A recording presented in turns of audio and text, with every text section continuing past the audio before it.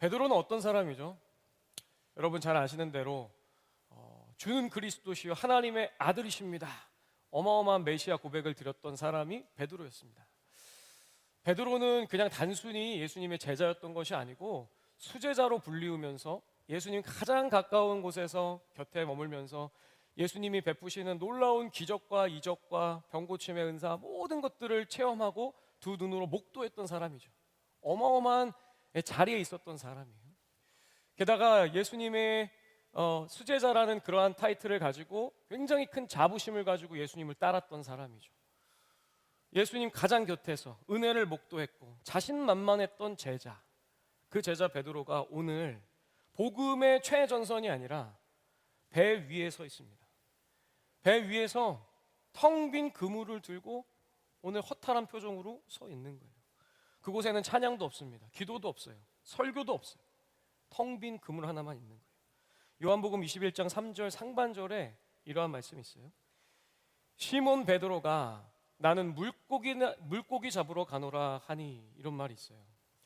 여러분, 베드로가 예수님을 부인하고 예수님 십자가 달려 죽으신 이후에 뭐라고 하냐면 나는 물고기나 잡으러 간다, 이렇게 얘기하는 거예요.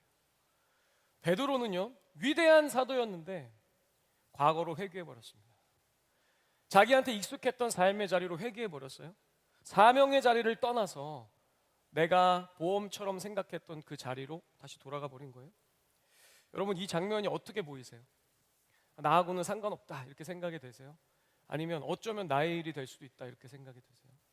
여러분, 우리의 모습도 크게 다르지 않습니다. 우리가 삶 속에서 시련을 만날 때, 큰 환난을 만날 때, 고난을 만날 때 우리는 나도 모르는 새에 내게 익숙한 자리, 편한 자리, 내게 안전한 자리로 도망가기 쉬워요. 머리로는 예수님 붙잡아야 된다는 거 알고 예수님이 답이 되신다는 거 알지만 여러분, 나도 모르는 새에 그냥 편한 자리로 가는 거예요. 기도를 열심히 했어요. 하나님께 간구했어요. 매일같이 기도했는데 응답이 없어요. 또 기도했는데 또 응답이 없어요. 낙심하고 좌절하면서 나의 그물을 향해서 가는 거예요. 하나님 앞에서 결단했어요. 하나님 앞에 서원하고 헌신했어요. 모든 시간과 물질과 나의 시간, 에너지를 다 드렸어요. 그런데 뭔가 내 삶이 나아지는 게 없어요. 그러면 다시 나의 그물을 향해서 가는 거예요. 그것이 내 친구가 될 수도 있고 내 물질이 될 수가 있고 내 미래가 될 수도 있고 학벌이 될 수도 있고, 여러분, 그곳을 향해 가서 그 그물을 던지는 거예요. 그런데 여러분, 결론이 뭐죠? 오늘 텅 빈 그물 앞에 베드로가 서 있는 거예요. 그런데 여러분, 놀라운 사실이 하나 있어요. 뭐냐면 오늘 이 장면이 처음이 아니라는 사실이에요. 여러분, 데자뷰처럼 이 본문의 말씀과 똑같은 장면이 과거 3년 전에 등장했어요. 베드로가 예수님을 처음 만났던 그 날, 여러분, 베드로는 그날에도 이 게네사렛 호숫가에 서 있었어요. 그런데 밤이 새도록 수고하지만 아무것도 잡지 못한 베드로 앞에 누가 나타나셨냐? 예수님이 나타나신 거예요. 그래서 예수님이 말씀하시죠. 누가복음 5장 5절에서 6절 말씀에 이 베드로의 이야기가 등장해 다시 한번. 선생님, 우리들이 밤이 새도록 수고하였으되 잡은 것이 없지만은 말씀에 의지하여 내가 그물을 내리리이다 하고, 그렇게 하니 고기를 잡은 것이 심히 많아 그물이 찢어지는지라, 이렇게 기록해요. 여러분, 텅 빈 그물을 들고 있던 베드로였어요. 그런데 예수님께서 그 베드로에게 찾아오시는 거예요. 그리고 저기 가서 그물을 던져라. 베드로가 얘기하죠. 내가 밤이 새도록 수고하였고 당신 내가 보기에 전문가는 아닌 것 같지만 선생님이 얘기하시니까 그물을 던져보겠습니다. 그러자 어떻게 됐죠? 찢어질 정도로 많은 물고기를 잡게 됐어요. 여러분, 그 순간 베드로의 마음이 어땠을까요? 와, 누구지? 여러분, 성경에 보면 베드로가 예수님 앞에 엎드려서 나를 떠나주십시오 이렇게 얘기해요. 그러니까 하나님의 임재를 경험한 사람의 어떤 두려움이 엄습해 오면서 나 같은 죄인을 어떻게 찾아오셨습니까? 얘기하면서 나를 떠나주십시오 이렇게 얘기하는 거예요. 여러분, 그렇지만 동시에 베드로의 마음속에는 충만한 은혜가 있었겠죠. 이 세상에서 경험해 본 적 없고 들어본 적도 없는 정말 놀라운 하늘의 은혜와 축복이 임하는 그 장면을 경험한 거 아니에요? 그 마음이 뜨거워졌을 거예요. 그리고 예수님을 따르기로 결단한 거죠. 그런데 여러분, 오늘 3년이 지난 후에 베드로의 모습이 어때요? 또다시 텅 빈 그물을 들고 배 위에 서 있는 거예요. 여러분 왜 그렇습니까? 왜 베드로가 오늘도 텅 빈 그물을 들고 서 있죠? 그것은 예수님의 말씀에 의지해서 그물을 던지는 게 아니라 나를 의지해서 그물을 던졌기 때문에 그래요. 여러분 베드로가 아까 말씀드린 대로 수제자로서 예수님 곁에서 많은 기적을 목도하면서 자부심이 있었어요. 나는 주님을 죽기까지 따르겠습니다. 예수님이 베드로에게 제자들에게 너희들이 날 다 떠날 거야. 나는 죽을 거야. 이렇게 십자가에 죽으실 것을 예고할 때 베드로가 얘기하는 거 아니에요.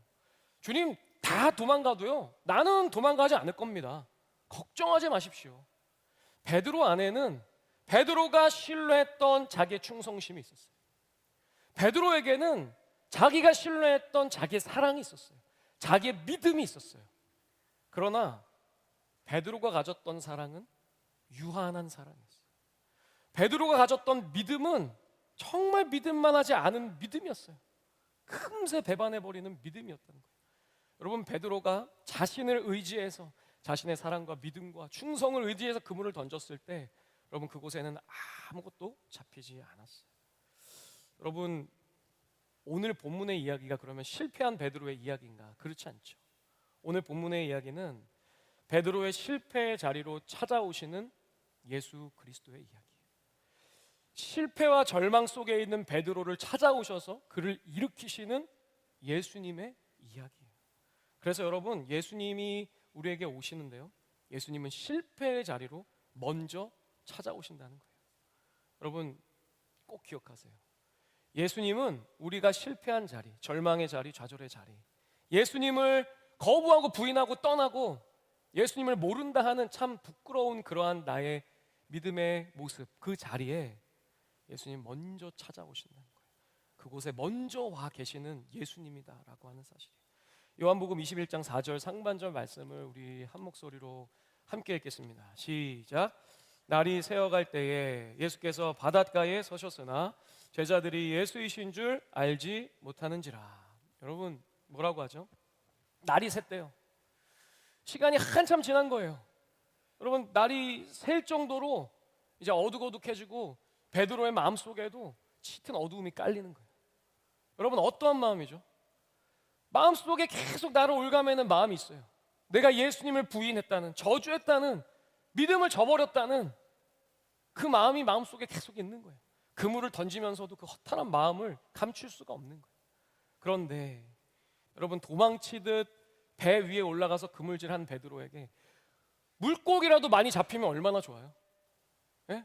예수님 부인하고 왔는데 물고기라도 많이 잡히면 그래도 위안이 되잖아요. 그런데 물고기가 한 마리도 안 잡혀요. 그런데 그 순간에 성경은 뭐라고 기록하냐면 날이 새어갈 때에 예수께서 바닷가에 서셨으나, 지금 초점을 베드로에서 예수님으로 옮겨가는 거예요. 여러분 예수님이 이 베드로가 밤이 새도록 허탕치고 마음속에 공허한 마음을 가지고 그물질을 하는 동안 저 무태에 서 계셨던 거예요. 언제부터 서 계셨을까요, 여러분? 알 수 없어요.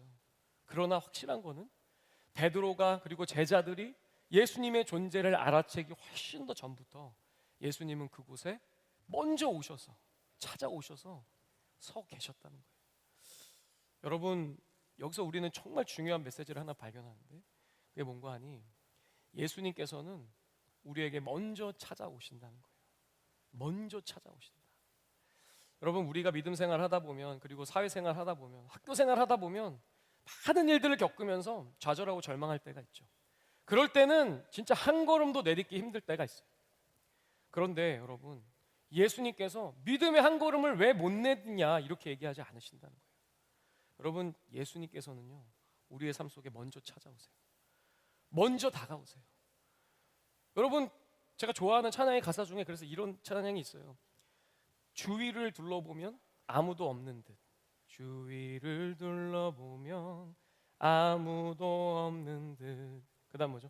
믿음의 눈을 들면 보이는 분 계시네, 지금도 내 안에서 역사하고 계시는 사망과 어둠의 권세 물리치신 예수님. 여러분 주위를 둘러보면 아무도 없는 것 같을 때가 있어요. 그런데 여러분 믿음의 눈을 드니까 보이는 분이 계신 거예요.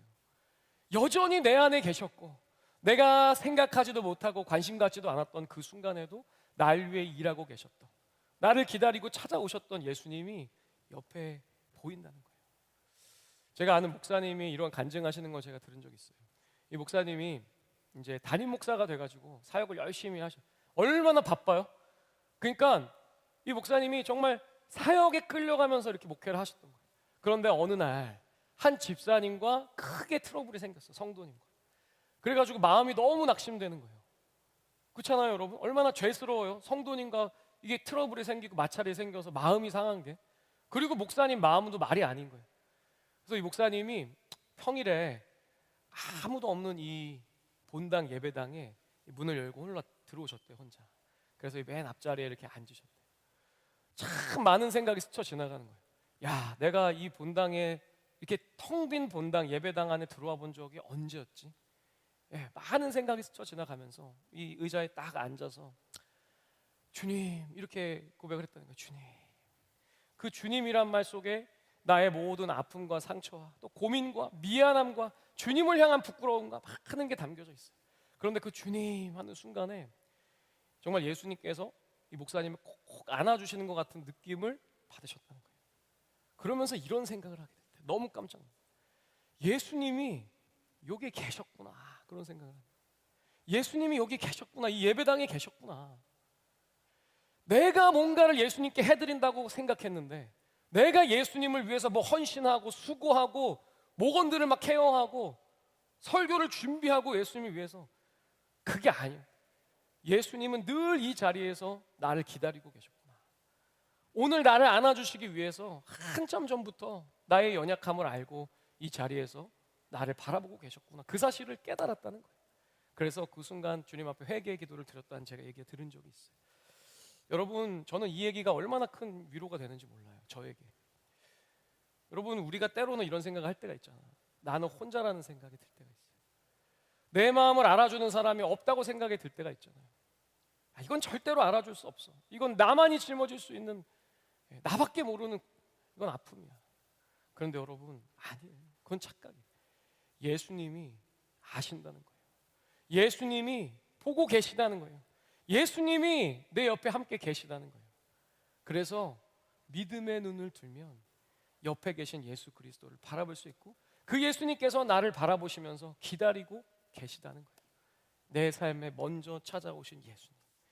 여러분, 저는 그래서 이 말씀을 준비하면서 한 가지 정말 기도 제목이 생겼어요.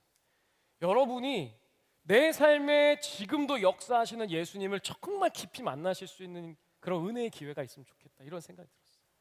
제가 기도 제목을 이렇게 리더들한테 받을 때 이런 게 있어요. 아직 나는 예수님을 깊이 만나지 못한 것 같다. 나는 예배는 참석하는데 예수님과의 깊은 관계는 없다. 이러한 기도 제목을 받을 때가 있어요. 여러분, 그것만큼 귀하고도 안타까운 게 없죠. 예수님을 잘 모르는데도 예배 자리에 나온다는 건 너무나도 특별한 일이에요. 그러나 너무 슬픈 일이죠. 예수님을 모르고 예배에 나온다? 너무 슬픈 일이에요. 저는 여러분들 삶 속에 이미 역사하고 계시는 예수님을 여러분이 꼭 만나셨으면 좋겠어요. 어디에서? 겨울 수련회에서. 여기는 뭐 충성공동체 계신 분도 계시지만 사모하시면 오십시오. 막 거절하진 않겠습니다. 여러분, 정말 여러분 생각해 보세요. 고개를 돌렸는데 예수님이 계셨던 거예요.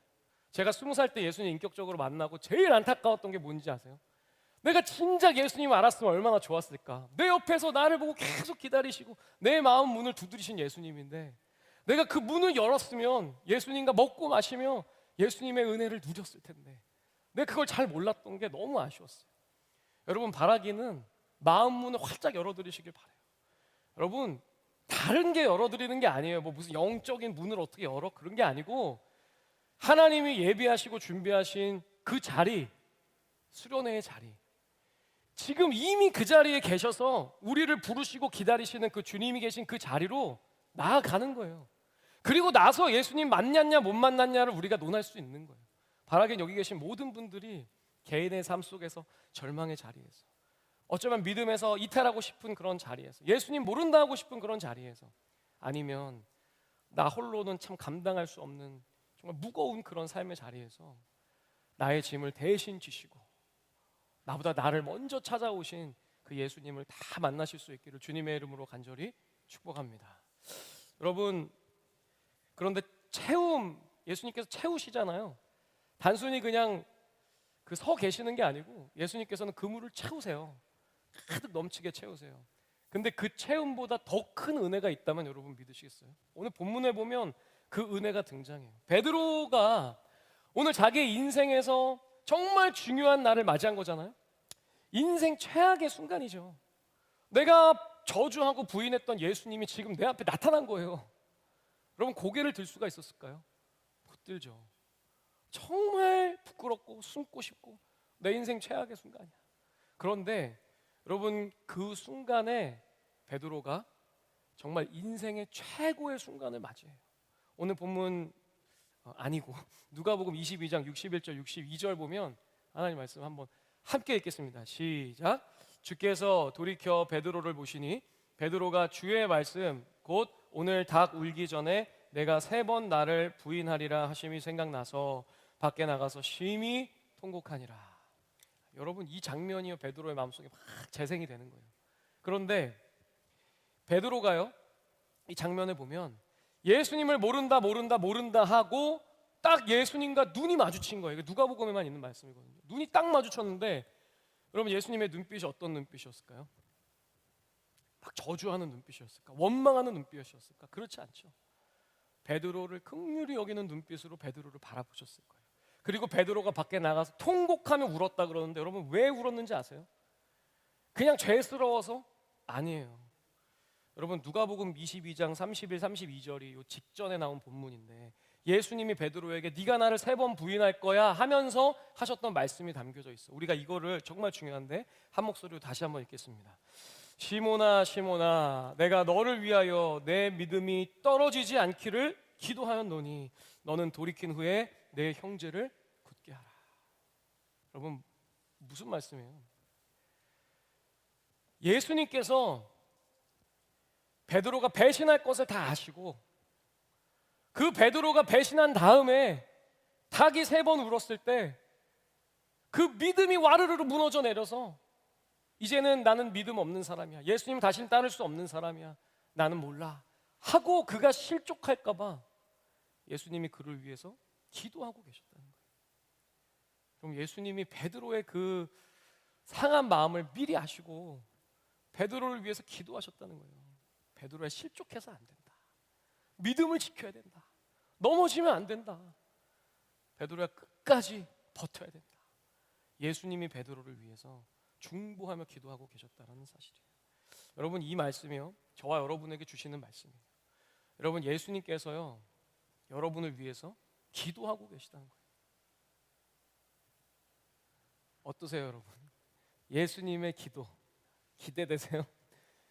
여러분, 예수님이요, 여러분의 아픔과 문제를 두고 기도하고 계시다는 거예요. 지금 하늘 보좌 우편에 앉으셔서 다른 뭐 거국적인 일을 놓고 막 기도하고 계신 게 아니고요, 여러분의 삶을 놓고 여러분의 존재를 놓고 아픔을 놓고 가정을 놓고 기도하고 계시다는 거예요.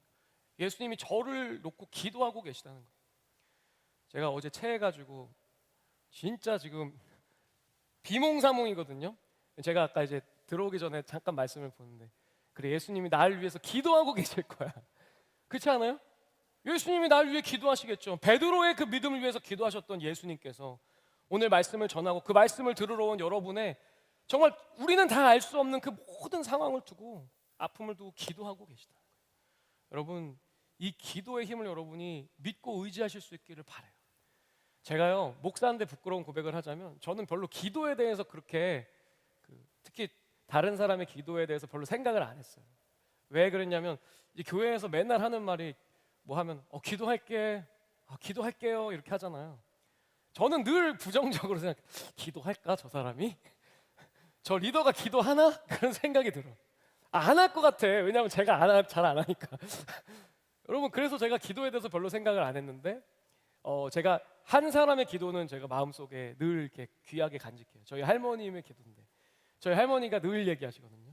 뭐 할머니가 기도 안 하는데 한다고 거짓말하진 않을 거 아니에요. 할머니가 일태야 내가 널 위해 늘 기도한다, 늘 기도한다, 새벽마다 기도한다. 제가 어느 날 물어봐요. 새벽에는 그럼 어떻게 기도해요? 그랬더니 자다가 이제 잠이 잘 없으시니까 새벽 3시쯤 깨신대요. 그러면 거실에 나가가지고 막 부르짖으면서 기도를 하신대. 옆집에서 아마 그 정신 나간 사람인 줄 알고 그럴 수도 있어. 그러니까 기도하는 거죠. 사랑하는 내 손주, 손녀, 내 아들, 내 딸, 사위 막 기도하시는 거예요. 근데 저희 할머니가 몇 년 전에 돌아가셨어요.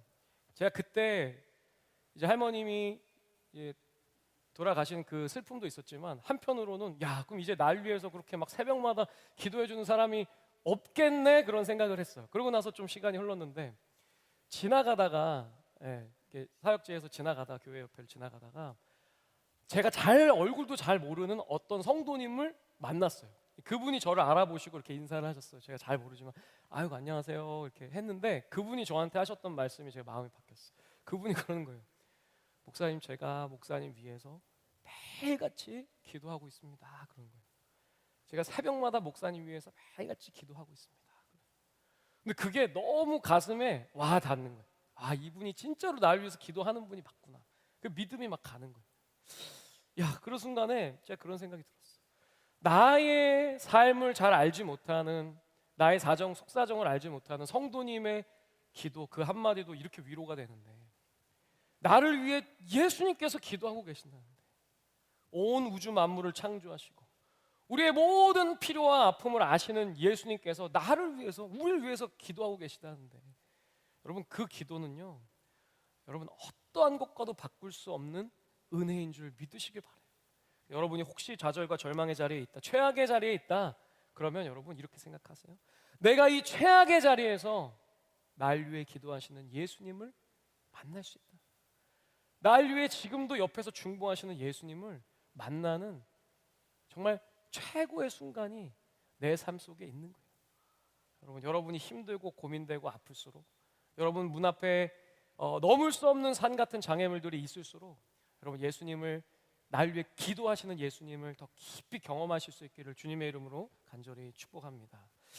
여러분 마지막으로 정말 이 오늘 말씀의 클라이막스로 이제 넘어가는데, 여러분 잘 아시는 예수님께서 이제 베드로를 부르셔서 질문을 하시잖아요. 3번의 질문을.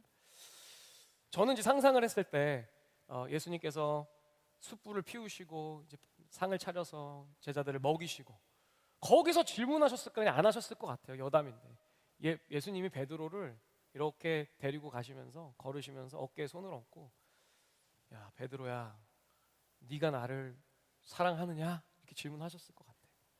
근데 예수님의 그 질문에 담긴 그 사랑이라는 단어가 특별하거든요. 베드로야, 네가 나를 사랑하느냐 할 때 이 사랑이라는 단어는 아가페라는 단어예요. 여러분 잘 아시죠? 여러분 아가페의 사랑은 어떤 사랑이냐면 우리가 서로 사랑할 때 그런 사랑이 아니에요. 하나님께서 우리를 사랑하신 그 사랑이에요. 자기의 유일한 하나뿐인 독생자 외아들을 내어주셔서 죽기까지 사랑하신 그 사랑이 정말 그 우리가 감히 상상할 수 없는 크기의 사랑이 바로 하나님의 아가페의 사랑이거든요. 근데 오늘 예수님께서 베드로를 이렇게 데리고 가시면서, 베드로야, 네가 나를 아가페의 사랑으로 사랑하느냐, 이렇게 질문하세요. 베드로가 뭐라고 대답하죠? 네 주님, 제가 주님을 사랑합니다, 이렇게 대답해요. 그런데 그 대답에 사랑합니다의 사랑은 아가페의 사랑이 아니에요. 주님, 제가 주님을 필레오의 사랑으로 사랑합니다, 이렇게. 여러분 필레오의 사랑은 어떤 사랑이냐? 형제 간의 사랑이고 친구 간의 사랑이에요. 우정에 가까운 사랑이에요. 그러니까 예수님이 베드로야, 네가 나를 사랑하느냐 했을 때 베드로가 대답했던 네 주님, 제가 주님을 사랑합니다의 사랑은 어떤 사랑이에요? 주님, 저는 사실 이 정도의 사랑밖에 없습니다, 라고 하는 말이죠. 사랑이 없다는 얘기예요. 그런데 예수님께서 다시 한번 베드로에게 질문하세요. 베드로야, 네가 나를 아가페의 사랑으로 사랑하느냐? 그러자 베드로가 다시 한번 대답하죠. 네 주님, 저는 필레오의 사랑으로 사랑합니다. 그러자 예수님께서 마지막으로 한 번 더 베드로에게 물으시는데, 베드로야, 네가 나를 필레오의 사랑으로 사랑하느냐, 이렇게 물으시는 거예요. 예수님께서 당신의 그 사랑을 낮추셔서 베드로의 눈높이, 베드로의 사랑에 맞게 베드로에게 질문하시는 거예요. 네가 나를 필레오의 사랑으로 사랑하느냐? 그때는 베드로가 대답하죠. 네 주님, 제가 주님을 필레오의 사랑으로 사랑합니다. 주님, 제가 그것밖에는 사랑할 수가 없습니다. 제 사랑은 그렇게 유한한 사랑밖에 안 됩니다. 그런데 여러분, 그 질문을 낮추셨을 때는 예수님의 마음속에 어떠한 마음이 있으신 거예요? 베드로야, 네가 나를 그 정도의 사랑으로 사랑해도 괜찮다, 이렇게 얘기하시는 거예요. 여러분, 오늘 예수님께서 우리에게 말씀하시는 거예요. 네가 나를 아가페의 사랑으로 사랑하느냐? 너가 정말로 나를 그렇게 사랑하느냐? 그럴 때 여러분 뭐라고 대답하시겠어요? 여기서 네, 저는 아가페로 사랑합니다 하실 수 있는 분 있으세요? 저는 그렇게 말 못할 것 같아요. 예수님, 저는 필레오의 사랑밖에 없어요. 유한한 사랑밖에 없어요. 제가 예수님을 사랑한다고 하고 따른다고 하고 믿는다고 하고 목사라고 하지만 주님, 제가 주님 앞에서 제 사랑을 돌아보면 너무나 형편이 없어요. 드릴 게 없어요. 그런데 예수님께서 뭐라고 하시냐? 그래도 괜찮다, 이렇게 얘기하시는 거예요. 여러분, 오늘 우리가 주님 앞에 예배하고 찬양하고 주님 앞에 설 수 있는 것, 여러분, 그것은 무엇 때문입니까? 우리의 믿음 때문입니까? 우리의 헌신 때문입니까? 우리의 수고 때문입니까? 아니면 우리의 주님을 향한 사랑 때문입니까? 그렇지 않아요. 너무 귀하죠. 주님 앞에 사랑을 드리고 믿음을 드리는 거 너무 귀하죠. 그러나 여러분, 우리가 반드시 기억해야 하는 것은 예수님께서 우리를 사랑하셨고, 예수님께서 먼저 우리의 삶에 찾아오셨고, 예수님의 그 압도적인 사랑으로 우리를 사랑하시기 때문에 여러분, 우리가 이 자리에 있을 수 있다는 사실이에요. 여러분, 바라기는 여러분의 사랑을 자랑하지 마시고 예수님의 사랑을 자랑하실 수 있기를 간절히 바랍니다. 예수님이 물으실 때, 예수님, 저는 유한한 사랑밖에 없어요. 그렇지만 내가 주님을 사랑합니다. 그렇지만 제가 주님을 사랑합니다. 그렇지만 제가 주님을 따르길 원합니다 라고 고백하시는 여러분들이 다 되실 수 있기를 주님의 이름으로 축원합니다. 여러분, 이 시간 같이 좀 찬양하면서 기도하길 원하는데요. 여러분, 지금 우리가 함께 고백할 이 찬양에 보면 굉장히 진솔한 가사가 등장해요. 이런 가사가 있어요. 나의 사랑, 너는 어여쁘고 참 귀하다. 어느 보석보다 귀하다. 내가 사랑스럽지 않을 때 너를 온전히 사랑하고 너와 함께하려 내가 왔도다. 저는 이 가사가 너무 좋아요. 내가 사랑스럽지 않을 때, 내가 주님을 정말 잘 따르고 사랑으로 뭔가 대단한 일을 할 것 같을 때가 아니라, 주님, 저는 사랑이 없는데요. 주님, 저는 이것밖에 안 되는데요. 주님, 제가 주님 앞에 드릴 게 없는데요. 그런 나의 모습 가운데 예수님이 오셨다는 거예요. 그리고 예수님의 사랑을 부어주셨다는 거예요. 여러분, 이 찬양을 드릴 때 여러분이 여러분의 믿음과 여러분의 삶을 돌아보실 수 있기를 바라요. 나는 어떠한 모습으로 주님 앞에 서 있었는가? 여러분, 돌아보면서 이 찬양의 고백을 주님 앞에 드리겠습니다.